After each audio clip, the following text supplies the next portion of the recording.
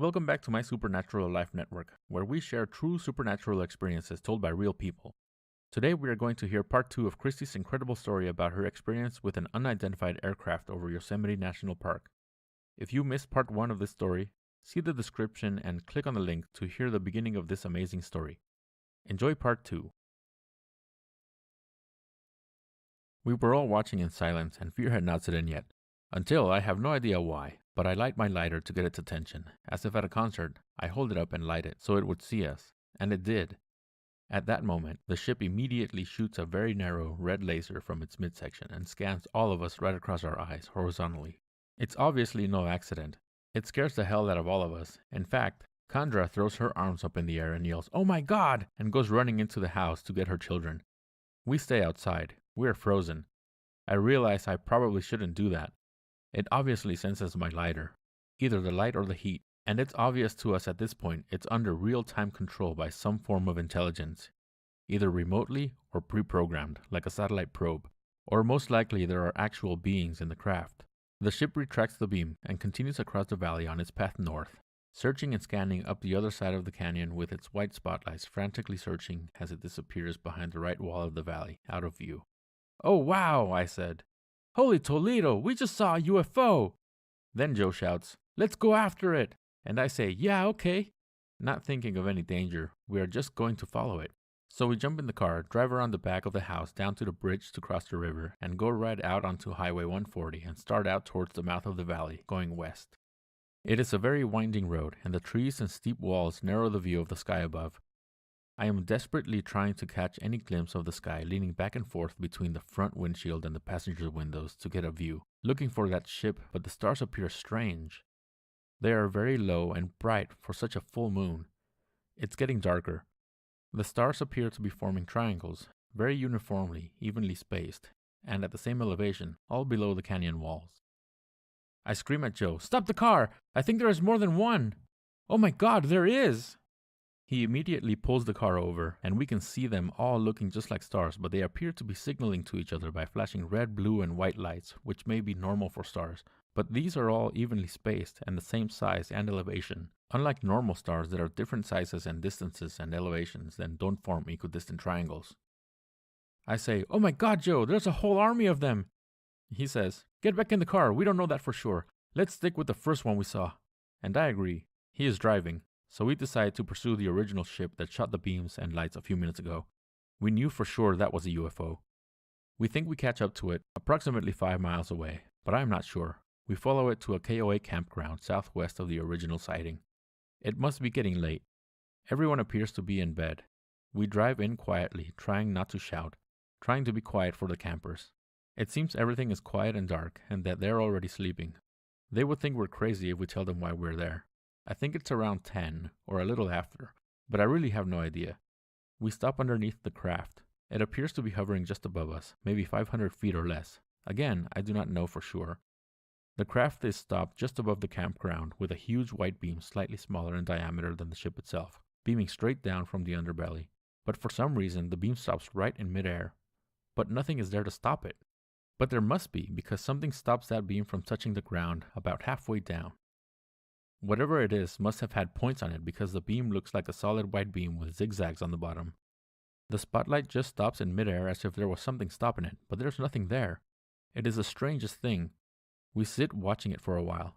It's so hard to tell how much time has gone by. We are just waiting for it to start moving again and then we will give chase. Meanwhile, we watch the other stars, waiting for them to come down below the 4,000-foot ridge to our right so that we can tell for sure they are not stars. Because stars don't come inside canyon walls at 4,000 feet. Last time I checked anyway. Suddenly, 2 huge lights, like 2 huge suns made of the brightest white light you've ever seen, 2 giant headlights, are coming in from space. You can see them way out there, somewhat like seeing a satellite in orbit. You can tell it is not in the Earth's atmosphere. It is coming from the outer atmosphere. This huge craft, what I will call the mothership, made a diagonal movement from top right down to bottom left, banking just like our aircraft do, with 2 smaller escorts, what look like fighters, in front and 2 in back, much smaller than the huge big headlights on the mothership. She is huge, and they are coming in fast. Now I know that they are intelligent and advanced technologically, far beyond what we have, and there is something flying these things. either physically or remotely. They know right where they're going, and the fighters escort the big lights to the top of the flat ridge and settle at approximately 4,000 feet.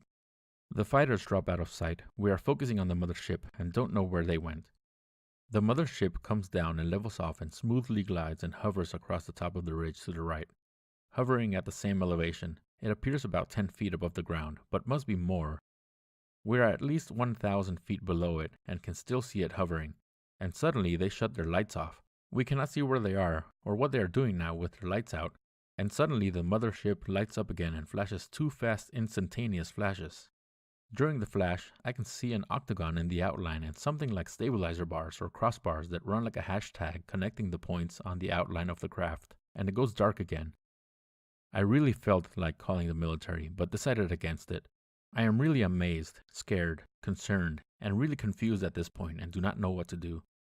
We watch and wait until dawn for any movement on the ridge, and any confirmation that the close stars above us are anything other than stars, waiting for daylight to see the ship above us in good light.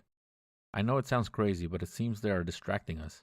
We are watching a close star, every second burning holes in our retinas, trying not to blink until our eyes water, and another close star flashes to distract us. We look back to the original star, and it's gone. It's almost daylight, and they are disappearing one by one. I know it sounds insane, but it seems like that's what's happening.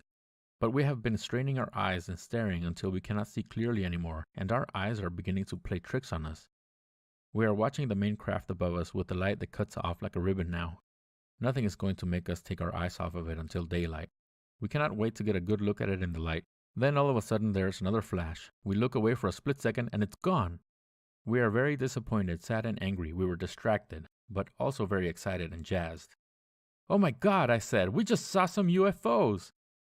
We are more excited and curious than frightened at this point and are driving back to the house, taking stock of what we now know and what we don't know for sure. That we just saw at least 6 UFOs and possibly a whole army of them. We are trying to figure out how the hell we're going to get up on that ridge and see if they left any evidence like burn marks and find out what the hell is up there. We know we saw that first ship. It could be the same ship that we followed here, we don't know. And we know that we saw the mothership and fighters on the hill. We cannot say for sure that the low equidistant stars were anything other than stars. They never came down. For now, we will go back to the house, get the girls, and plot our ascent. We hope you enjoyed part 2 of this series. If you did like it, please hit the like button and subscribe. We are hoping to hit 20 subscribers. If we do, then we'll know that you guys want to hear more of this story and we'll release the 3rd part of this series. Also, if you have a supernatural story you want to share with the world, please see the information on the description on submissions. We want to create a free space where we share true supernatural experiences told by real people.